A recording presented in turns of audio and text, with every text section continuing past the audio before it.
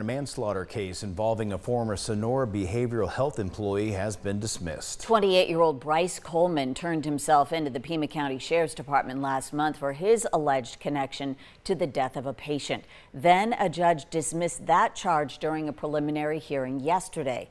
13 News reporter Peyton May has been following this story and joins us live now. And Peyton, you spoke with a family member of the patient who passed away. How is he reacting to the charges being dismissed? Yeah, I did, Dan and Brooke. I spoke with the uncle of Blue Sky Thomas, who's a member of the Gila River Indian tribe, who died after his stay at Sonora Behavioral Health last year. Now, his uncle tells me he was upset, but not entirely surprised by the judge's ruling. That's why he's going to continue advocating for Thomas's life and searching for answers that he says are still unclear.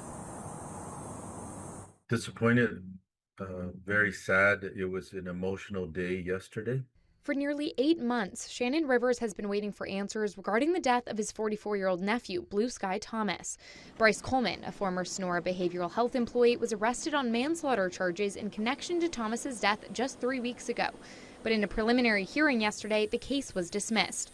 The Pima County Attorney's Office tells us they presented evidence and witness testimony before a judge who later ruled they had not established probable cause that a crime occurred, a decision that's left Rivers with more questions than answers. On his death certificate, it says homicide. So then who's responsible for that homicide?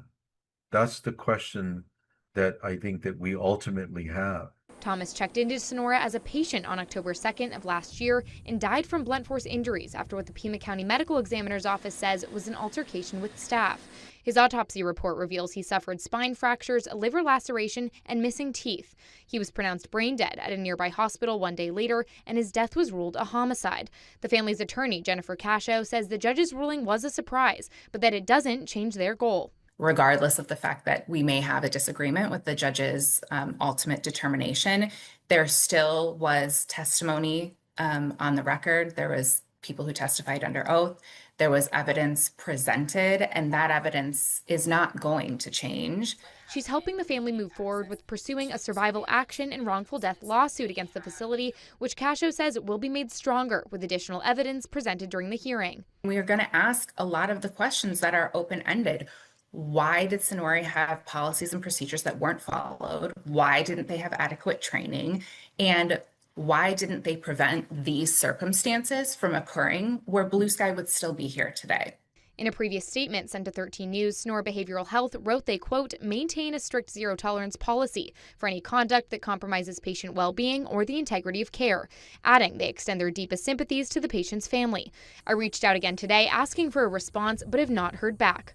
Well, Rivers tells me this ruling is a setback. He says their quest for answers and accountability in Thomas's death is just beginning. I think what happens in Indian country is that we get so frustrated, we get so tired of not seeing justice that it just becomes overwhelming and you just give up. We're not giving up, and we're going to seek justice for Blue Sky no matter what it costs. County Attorney's Office did not respond to our additional questions about this case, including if they plan to refile charges, but will continue to press for answers, and will update you on air and online at KOLD.com as we learn more.